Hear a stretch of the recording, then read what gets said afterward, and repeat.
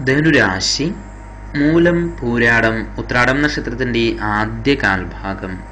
ഈ നക്ഷത്രങ്ങൾ ഉൾച്ചേർന്നിരിക്കുന്നതായ ധനുരാശിക്കാർക്ക് പൊതുവെ ജന്മാധിപനായിരിക്കുന്ന വ്യാഴം, ജന്മാധിപനും 4ാം ഭാവാധിപതിയായിരിക്കുന്ന വ്യാഴം ഭാഗ്യസ്ഥാനത്തിലാണ്. 4ലായിട്ട് കേതുവും ഭാഗ്യസ്ഥാനത്തിൽ നിൽക്കുന്ന വ്യാഴനോടൊപ്പം ചേർന്ന് ചൊവ്വയും ശുക്രനും, 10ൽ കർമ്മസ്ഥാനത്തിൽ ബുധനും രാഹുവും സൂര്യനും, ഒക്ടോബർ 18 മേൽ സൂര്യൻ 11ലും, 12ാം ഭാവത്തിലായിട്ട് ശനിയും സഞ്ചരിച്ചുകൊണ്ടിരിക്കുന്നതായ ഒരു കാലഘട്ടമാണിത്. പ്രായണ ഗുണദോഷ സമ്മിശ്രമായിരിക്കുന്ന ഒരു സമയമാണിത്. എങ്കിലും 7ര ശനിയുടെ ഒരു കാലഘട്ടമാണെങ്കിൽ കൂടിയിട്ട് പൊതുവെ ഒരു ഗുണാനുഭവം കാണുന്നുണ്ട്. കാര്യങ്ങൾക്കെല്ലാം തന്നെ അതിനാൽ പൊതുവെ ഒരു വേഗതയും പ്രവർത്തന വിജയവും ഉണ്ടാകും.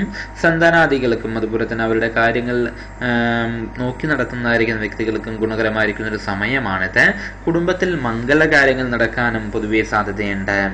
കുടുംബപരമായിട്ട് ഐശ്വര്യപൂർണമായിരിക്കുന്ന ഒരു അന്തരീക്ഷം പൊതുവെ നിലനിൽക്കും.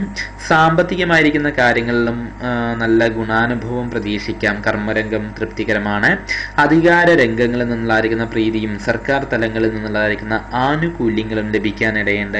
സാംസ്കാരിക രംഗത്ത് പ്രവർത്തിക്കുന്നതായിരിക്കുന്ന വ്യക്തികൾക്കും രാഷ്ട്രീയ രംഗത്തുള്ളവർക്കും നല്ലൊരു സമയമാണിത്. മറ്റുള്ള വ്യക്തികളുടെ നല്ല അഭിപ്രായത്തിന് പാത്രീഭൂതരാകുവാനുള്ളതായിരിക്കുന്ന ഒരു ഇട പൊതുവെ കാണുന്നുണ്ട്. വീട്ടമ്മമാർക്കും അനുകൂലമായിരിക്കുന്ന ഒരു സമയം തന്നെയായിട്ടാണ് പൊതുവെ പറഞ്ഞിരിക്കുന്നത്.